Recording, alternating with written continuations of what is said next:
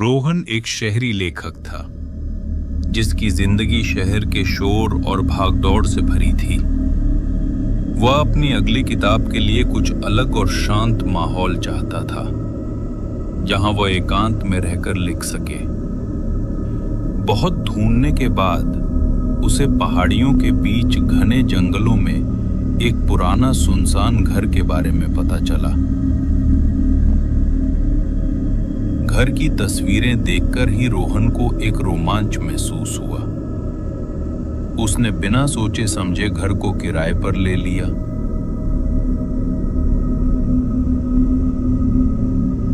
घर पहुंचने पर रोहन ने देखा कि उसकी हालत काफी खराब थी। दीवारों पर काई जमी थी, खिड़कियों के शीशे टूटे हुए थे और घर के चारों ओर जंगली बेलें फैली हुई थीं। हालांकि इस भयानक माहौल ने रोहन के उत्साह को कम नहीं किया। उसने सोचा कि ये जगह उसकी रचनात्मकता को बढ़ावा देगी। शुरुआती कुछ दिन शांति से गुजरे। रोहन दिन भर लिखता और शाम को घर के पास की पगडंडियों पर घूमने निकल जाता।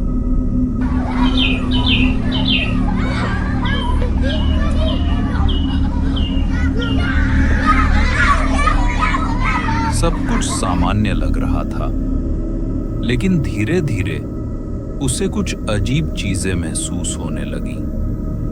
रात के सन्नाटे में उसे कभी-कभी बच्चों के खिलखिलाने की धीमी आवाजें सुनाई देती।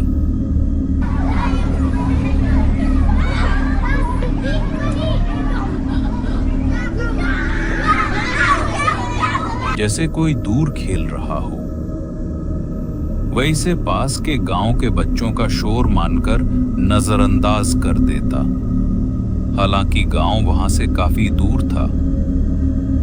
कभी-कभी उसे लगता जैसे कोई उसे घर के अंधेरे कमरों से देख रहा हो।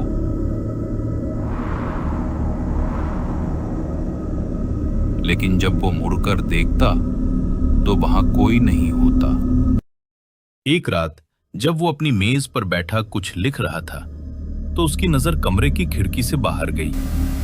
उसने देखा कि एक चमकदार रोशनी, जो बिल्कुल एक ड्रोन जैसी लग रही थी, धीरे धीरे घर की तरफ उड़ती हुई आ रही थी। उसकी चमक किसी खिलौने की तरह नहीं थी, बल्कि एक आधुनिक गैजेट जैसी थी। रोहन को तुरंत याद आया कि उसने अखबार में पढ़ा था कि उत्तर प्रदेश के कानपुर में एक चोर गिरोह है जो ड्रोन का इस्तेमाल करके बड़े बड़े घरों में चोरी करता है। तो ये चोर यहां तक पहुंच गए? उसने गुस्से में सोचा। वो अपनी कुर्सी से उठा और खिड़की की तरफ भागा। लेकिन जैसे ही वो वहां पहुंचा, ड्रोन तेजी से अंधेरे में कहीं गायब हो गया। रोहन ने चारों ओर देखा, लेकिन कुछ दिखाई नहीं दिया। उसने सोचा कि शायद वो थक गया था और उसे भ्रम हुआ। वो वापस अपने बिस्तर पर चला गया और सो गया। अगली सुबह रोहन ने घर के मालिक को फोन लगाया। उसने मालिक से पूछा कि क्या घर के बारे में कोई अजीब बात है या कोई कहानी प्रचलित है? मालिक की आवाज फोन पर ही थोड़ी कांप गई। उन्होंने बताया कि कई साल पहले उनका एक ही बेटा था, जिसका नाम अमन था।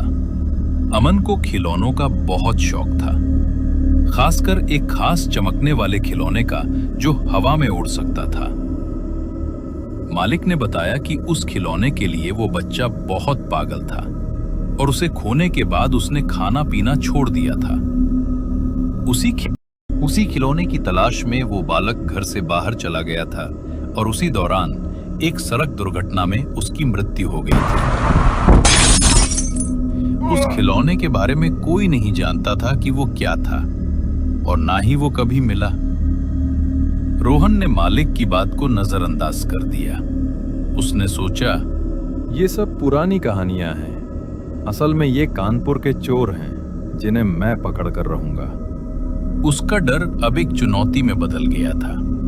उसने ठान लिया था कि अगली बार जब वो ड्रोन दिखेगा तो वो उसे पकड़ कर ही रहेगा। रोहन ने अपनी योजना के तहत घर के चारों ओर कुछ कैमरे लगाए ताकि वो चोरों को रंगे हाथों पकड़ सके।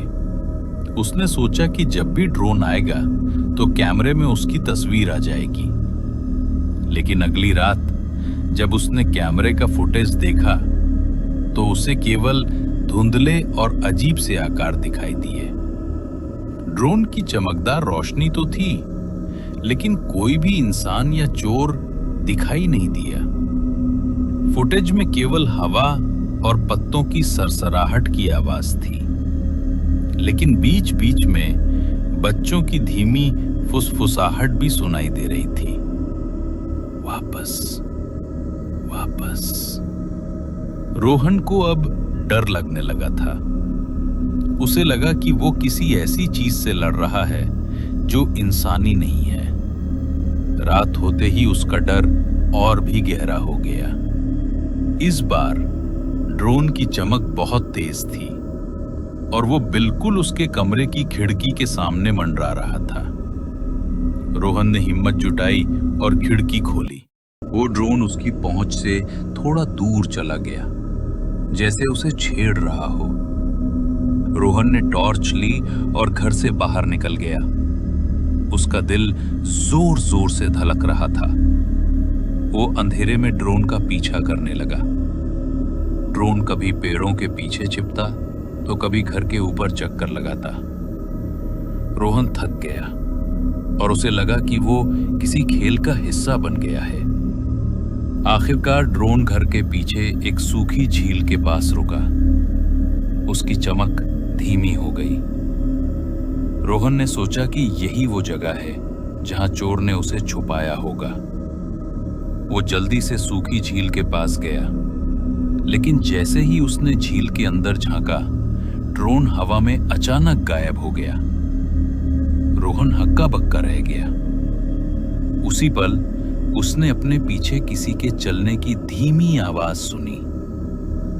ये किसी बच्चे के छोटे छोटे कदमों की आवाज थी। उसका शरीर ठंडा पड़ गया। उसने धीरे धीरे पीछे मुड़कर देखा। वहां कोई नहीं था, लेकिन झील के ऊपर हवा में वो टेडी बियर उड़ रहा था जो उसे अपने कमरे में मिला था। फिर उसने एक आवाज सुनी, मेरा खिलौना ढूंढ रहे हो? रोहन डर के मारे जम गया। उसने देखा कि झील के कीचड़ में एक बच्चे की परछाई है जो उसे देखकर मुस्कुरा रहा था। वो परछाई कीचड़ से बाहर निकली और हवा में तैरने लगी। ये वही बच्चा था जिसके बारे में मालिक ने बताया था। वो बच्चा धीरे धीरे रोहन के पास आया। उसकी आंखें काली थीं और उसका शरीर हल्का पारदर्शी था। उसने अपना हाथ उठाया और एक उंगली से हवा में इशारा किया। रोहन ने देखा कि जहां वो बच्चा इशारा कर रहा था, वहां जमीन पर एक छोटा सा खिलौना चमक रहा था जो बिल्कुल उस ड्रोन की तरह लग रहा था। ये एक टूटी हुई खिलौने की गाड़ी थी जिसके पहिए चमकते थे और वो उड़ सकती थी। बच्चे ने फुसफुसाया, मैं तो बस इसे वापस चाहता था। अब तुम इसे ढूंढ रहे हो, पर तुम इसे वापस नहीं ला सकते। रोहन के रोंगटे खड़े हो गए। उसने महसूस किया कि वो जिसे ड्रोन समझ रहा था, वो दरअसल उस बच्चे के खिलौने की आत्मा थी जो अपनी खोई हुई चीज को ढूंढ रही थी। और अब वो अकेला नहीं था। उसकी आंखों के सामने बच्चे का टेडी बियर उसके चेहरे के पास आ गया और एक भयानक हंसी के साथ हवा में उड़ गया। रोहन ने महसूस किया कि अब वो इस घर से कभी बाहर नहीं निकल पाएगा।